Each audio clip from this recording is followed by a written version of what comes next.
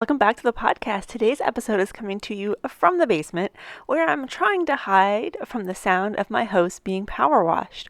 And with me today, I have Clara. Clara, did you want to say hello? Like, how is that for a greeting? I mean, come on. Today, we're going to be talking about weight loss, and we're going to be talking about the 8 pillars to a holistic approach to weight loss. We all know calories in, calories out, and people, if it were that easy, everyone would be within a few pounds of their ideal weight 98% of the time. So there's a lot more that goes into it versus calories in, calories out. And we're going to touch on some of those today, so stay tuned. You're listening to the Wellness Simplified podcast. Simple wellness tips to help you improve your life without turning it upside down. With your host, award-winning fitness instructor, nutrition coach, and wellness expert, Suzi Phoebens. I tell you, it is times like this where I wish I recorded these on video, because if you all could see Miss Clara Oswald and how enraptured she is with me right now, like, oh my goodness, I feel like an all-star. She's just here purring. She is hanging on to my every word, and it's nice to know that I have at least one podcast listener who feels that way. I kid. You guys are wonderful. You send me the best messages, and I really appreciate it. Today we are talking about weight loss, and it's something that a lot of people have to deal with, especially this year, the quarantine 15 or whatever you want to call it. A lot of people have put on a little bit of weight, and first of all, if you have put on a little bit of weight, I hope you're not stressing yourself about it, because it's all part of the journey through this pandemic. If your biggest concern right now is that your pants are a little bit too tight, you're doing okay. All right. This is not something that you should be focused primarily on right now. Of course, you should be concerned about your health, but as I said in the intro, weight gain, weight loss is very rarely a simple fact of calories in versus calories out.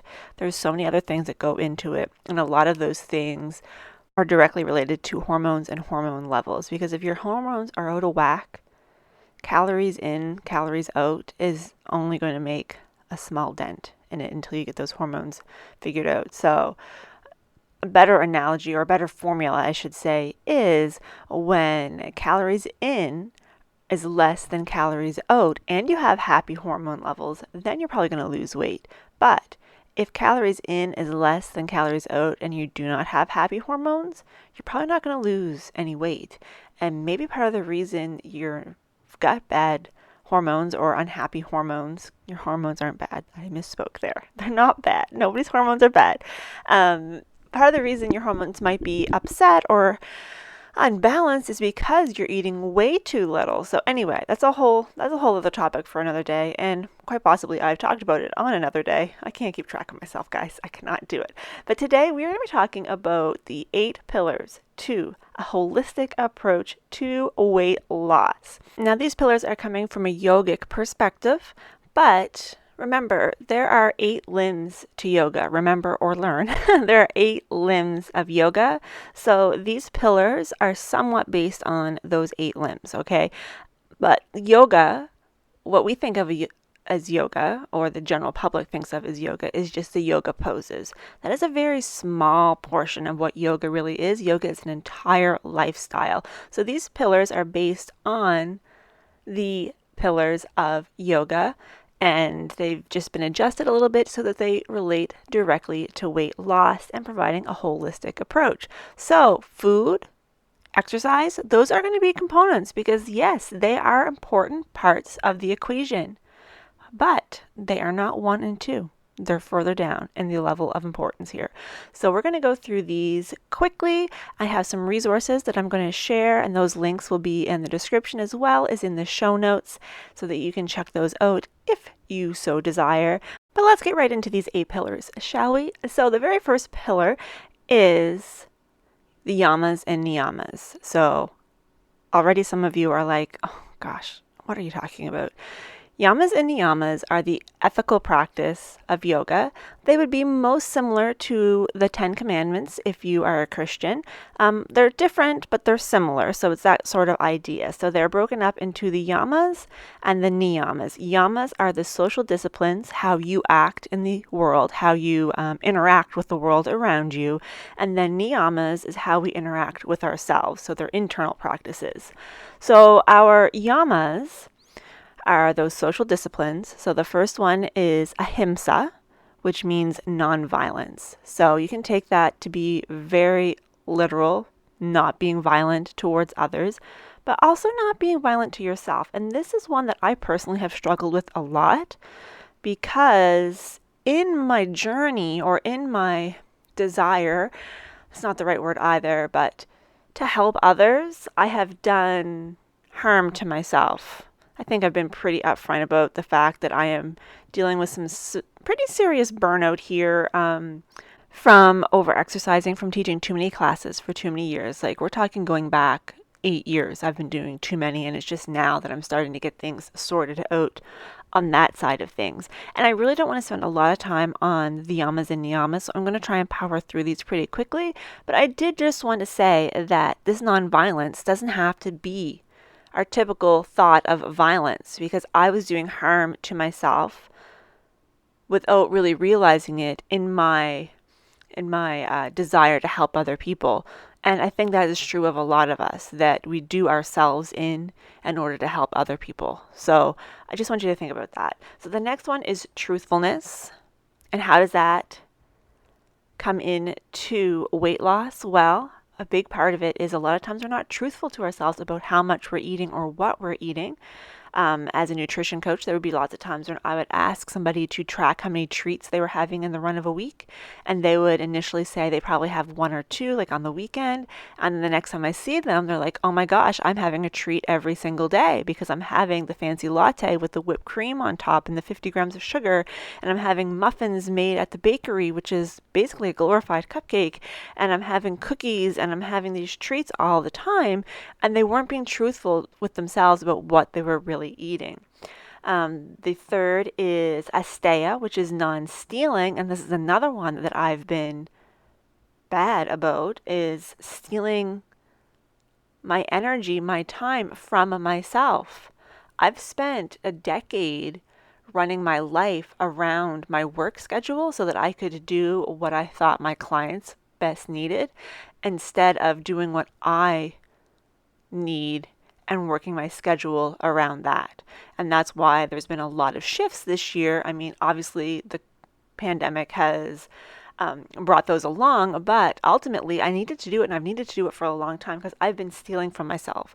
I cannot tell you how wonderful it is not to be running out the door after supper every single evening.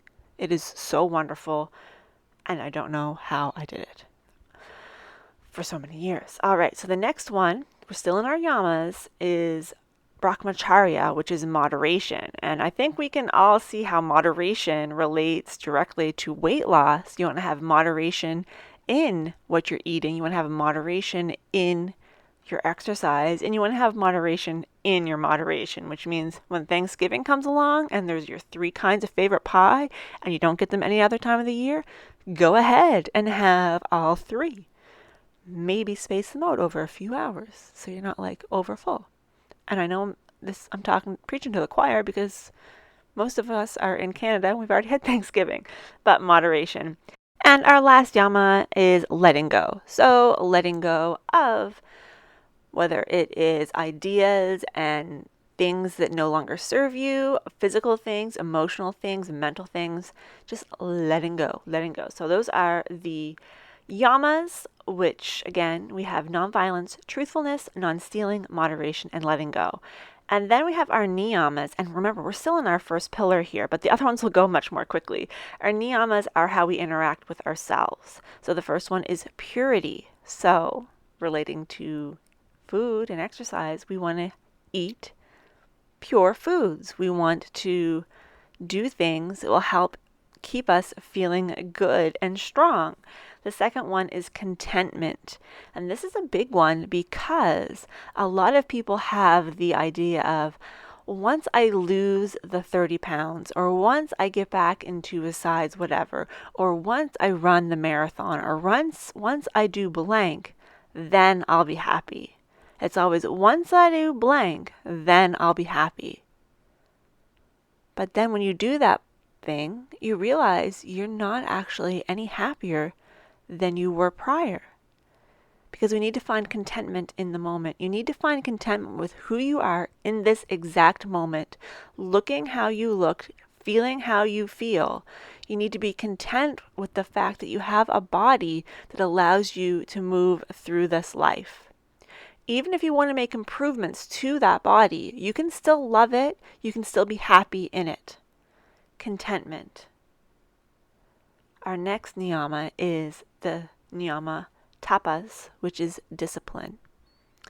And we know that discipline is an important aspect of living a healthy life because, remember those treats, you need to have discipline to say, you know what, I'm not going to have that 2 o'clock cookie today. I am planning to go out with my friends on Friday night and I want to have a dessert and I don't need the cookie right now. If you're hungry right now, find a good healthy snack, maybe some nuts and some fruit or something like that. You don't need to have a treat every day, and that discipline is what's going to help you get there. You're not going to feel like exercising every day that you should exercise, but if you make a deal with yourself to go roll your mat out and do a 5-minute yoga class, because there's lots of 5-minute yoga classes in in my virtual fitness studio, there's lots of 5-minute options there. And then if you don't feel like doing anything else, you've did 5 minutes. But lots of times you'll find that, okay, you know what? I feel pretty good now. I am going to flip over and do a 15 or 28-minute class.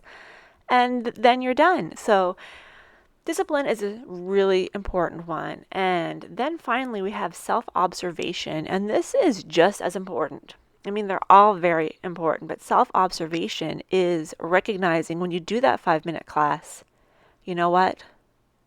I actually don't feel any better, and I'm not going to push myself to do any more. I can see that this isn't working for my body today, and instead, I'm going to go have a nice bath, or maybe I'm going to lay here and do a meditation instead.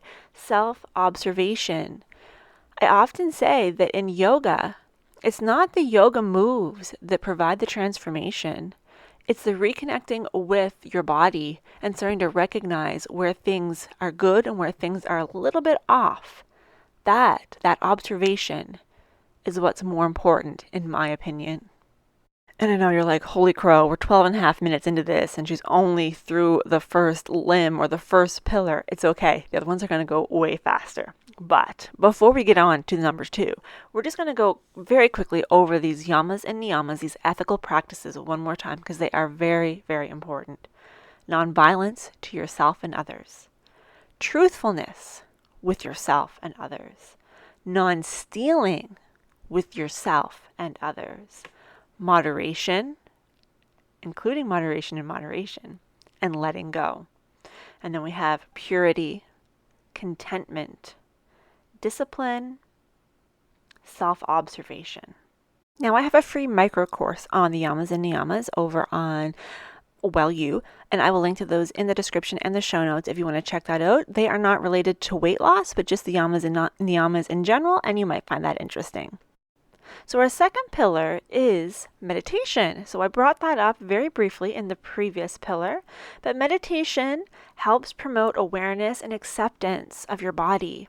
It reduces stress. It allows you to tune into what you want versus what the world wants. It helps you just get rid of all that external noise and let you tune into your internal noise until that noise, kind of think of it as a radio station. So when you first turn a radio on and you're like when you travel outside of your regular area, like when I travel to the city, for instance, at some point the radio station starts breaking up. So think about it this way. When you first start meditation, you're getting a broken radio station. You're just hearing a lot of static. You're hearing a couple words here and there. You have no context. You don't know what is going on. But as you continue to meditate, you start to tune that radio station until you're able to fully tune in with yourself and hear what you want in your heart of hearts. You guys know I love my Hallmark movies. And just think about, it happens like every single one, is somebody has to go back home or they have to go partner up with someone that they've hated for years. And throughout their journey, they're able to tune into their heart of heart and find out that what they thought they hated or what they thought they didn't like about the person or the place is actually what they love. They're able to tune in. So meditation is extremely important. And of course, if you are in my yoga programs, you have access to lots of meditations that I have recorded for you, but there's lots of free options out there as well. I like the Insight Timer, and INSIGHT timer. I have the app on my iPad and on my phone. You can find all sorts of meditations there. There's lots of other ones too. Calm, I think you have to pay for. And I can't think of any others. Breathe, I believe, is another one. But there's lots of free meditation apps. And then you can always just search meditations on YouTube and find a bazillion there as well. But meditation can really make a big difference. So the third pillar of weight loss from a holistic approach is breathing. Oh, breathing. Breathing intimately affects our nervous system and our stress response. Remember? Happy hormones. So if our nervous system is on the fritz, we're not going to have happy hormones. When you take short, shallow breaths, it increases your cortisol, it increases your adrenaline. And there's a reason for that. It's because your reptilian part of your brain takes over. And it's like, oh my gosh, she's breathing short and quick. There is a danger around. I need to power her legs so that she can get the heck out of there before the bear catches her. When you are having long, deep breaths, your body has a relaxation response, and it increases your metabolism. You're like, say what? Yes, say what indeed. It increases your metabolism. And the reason for that is short, shallow breaths. Remember, body is powering to get you away. It needs to get you away from whatever the situation is. And in order to do that, it basically shuts down digestion, because you do not need to digest when you're running away from a lion or a bear or a tiger. Oh my. So it's not until you go back into your parasympathetic that your digestion starts to fire up again. That's when your metabolism gets rocking and rolling. So if you are breathing short and shallowly all of the time, your body's caught in that stress response. That is not going to be helpful for you. Long, deep breaths. 2 rib expanding breaths is all it takes to signal to your body, oh, she's not being chased by some sort of wild animal. We can chill the heck back out, get back into our parasympathetic, get the digestion going, rev that metabolism up, get all the things back on, I can't even think. We're not on high alert anymore. That's what I'm saying. We're not on high alert anymore. So breathing is super, super important. And in those apps that I was mentioning earlier, you can find breathing practices, alternate nostril breath, which we did last week in last week's episode.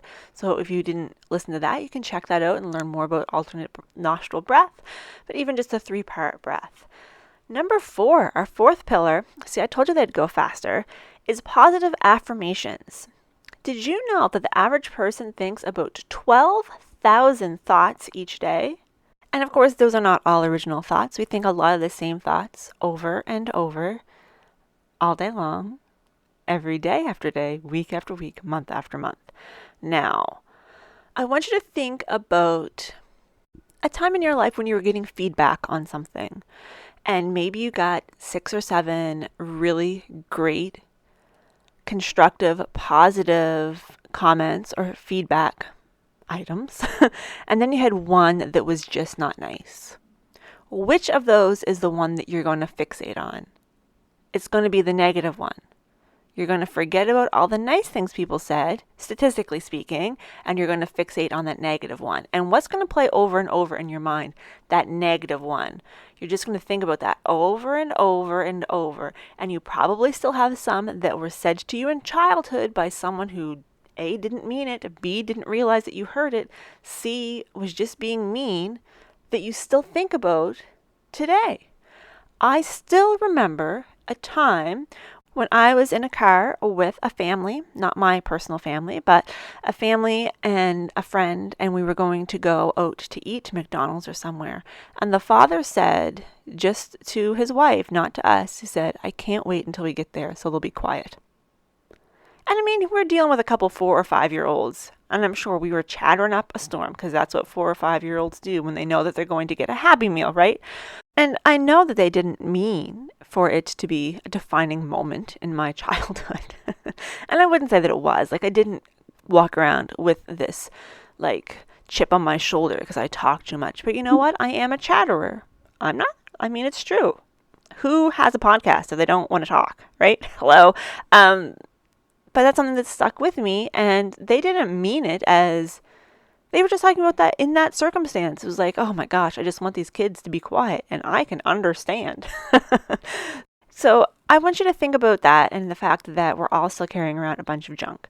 And positive affirmations start to chip away. They start to chip away at those things that have been in our brains, grooves in our brains for years and years and years. And I have another free resource. I have a Manage Your Mindset free challenge, again, over on Well You, that you can take that will help you start to identify some of those negative messages or negative thoughts that you have that are habitual and help you start to reframe them and work through them. So the link for that is also going to be in the description in the show notes. So positive affirmations. So number 5, now we're getting to one that you will recognize or expect, and that is exercise. But remember, exercise alone isn't enough. You can't exercise yourself into a healthy body. You need to do these other things. We are not just a physical person. We also have mental and emotional aspects. And of course, we need to meet our nutritional needs as well. But exercise is really important. And exercise can do a lot for us. Yoga specifically helps improve your self-esteem, body image. It helps to keep away some age-related weight gain. It also helps you be better in tune with your body. Remember what we were talking about back in the Yamas and Niyamas about self-observation, and when you're better able to observe what you need, you can make better choices both through exercise and nutrition and with your thoughts and with everything else. But speaking again about yoga, yoga increases GABA. So GABA regulates the activity of the nerves, and people who have anxiety, depression, or other mood disorders typically have lower GABA levels. So yoga increases GABA in the thalamus, which helps reduce anxiety and improves overall well-being. So that helps us make better food choices. So when you hear about using yoga as a weight loss exercise, people are often thinking, myself included, like, you don't burn a lot of calories through yoga. Like, that is not going to be a big bang for your buck unless you're doing power yoga or hot yoga or something.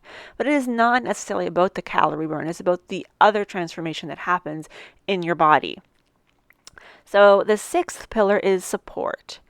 You know, we all need support, whether it is friends, whether it is family, whether it is a coach that you have hired. Maybe you're just using your social media accounts as your form of accountability. There's so many challenges and groups and things out there that we know that we need support. You are not an island. You're not an island. And even if you are an island, we want to build bridges from island to island. So we're all connected in some way. So support. And that is something that I'm really trying to build into the virtual wellness studio, because I can see when people are coming in and doing their workouts, and I'm tracking some different things. Even Zumba classes, the pre-recorded ones, I can see who's been to how many classes, and I can provide some extra bonuses and rewards for people as they hit milestones, and just some fun ways to try to, not just to have support, but make it a little bit more fun, make it more accountable. Number 7 on our holistic weight loss journey is journaling. Journaling. There's so many ways to journal. There are so many ways to journal. You can, of course, have just a regular personal journal where you write down things about your day. You could just have a stream of consciousness journal, a dream journal, prayer journal, gratitude journal, positive affirmation journal, whatever, and also a food journal, which we'll talk to or speak about a little bit more in a minute. But having a personal journal helps process events and helps you digest things that have happened in your lives. So just like food, when we eat food, our body has to digest them. When things happen to us, our body still has to digest them. It takes time. I don't know if you've ever done this, but when I take a course, I'm like, I can't talk about it for a day or two after. Like, you need to let me have this stuff settle in my brain. It needs to be digested and like filed away properly, and then I'll talk to you about it. Like, I cannot talk to you about it within the first 24 hours. I can't. It has not been digested. I just cannot do it. And then, of course, there is like trauma. When people experience a trauma and they push it down and they don't deal with it, which is a trauma response. Like, sometimes you have no option. Your body just says, nope, we are not dealing with that. And it just seals it away in a little box and pushes it way back somewhere where hopefully no one will ever see it. Your body's still eventually going to have to digest that to release that trauma. And journaling can be a really great way to do that because it's just you. And if you don't want anyone to see it, you can always destroy it after you're done. There's also something really powerful about writing down all the negative things that you think about yourself and then burning it or shredding it or just ripping it up, tearing it up and getting rid of it. Just getting rid of that toxic information energy. So journaling can be really, really important. And then finally, the very last pillar in a holistic approach to weight loss is nutrition. So I said we were going to come back to the food journal. I think the food journal and nutrition pretty much go hand in hand. And I, of course, have done a lot of different nutrition things over the years, and for a number of years I tracked macros, and that was the best way for me to make sure that I was eating enough. But most recently I've created a nutrition and wellness journal where you can just kind of mark off blocks, so you can check when you've eaten a serving of fruit or a serving of vegetables, a serving of protein, fat, etc. You can track your treats. That's self-discipline. You can track treats. There's also a built-in gratitude journal so that you can incorporate that right into your food journal. And that too will be linked in the description and the show notes for anyone who wants to learn a little bit more about that. But food journaling can be really powerful, but it's not something that anyone should feel like they should have to do for the rest of their lives. You need to maybe do it for a period in your life, and maybe you need to do it for a couple of weeks every few months just to help yourself get back on track. But it's not something that you should feel that you need to do all of the time, but doing it occasionally can be really helpful, because not only can you see where you're falling short when you look back and you're like, oh my God, I ate one serving of vegetables all week, like yikes. But it can also help you notice where you may be having some food sensitivities. So it can be really helpful. So that is number 8. So let's go through all 8 very quickly. Number 1 was the yamas and niyamas are ethical practices. So nonviolence, truthfulness, non-stealing, moderation, letting go, purity, contentment, discipline, and self-observation. Number 2 was meditation. Number 3 was breathing. 4, positive affirmations. 5 was exercise. 6 was finding support. 7 is journaling. And 8 is nutrition. And I'm not going to go deeper into nutrition because I have lots of resources on that throughout the podcast, my blog, on the virtual studio, all of those things. So I'm not going to make this any longer than it already is. But that is it for today's episode. I do just want to point out once again that if you're interested in learning more about the yamas and niyamas, I have that free micro course available. I also have that free micro course on managing your mindset to get some positive affirmations going on. And then I have my food journal or my nutrition journal that you can purchase through Amazon. And the link for that is also in the description / in the show notes. So thank you so much for tuning in. I hope you enjoyed today's episode. I would love to hear from you what you were most surprised with. What was the pillar that you were most surprised about being in the 8 pillars of a holistic approach to weight loss? Send me an email, send me a Facebook message, or send me an Instagram message and let me know, because I love hearing from you. Have a wonderful weekend, and I will talk to you next week.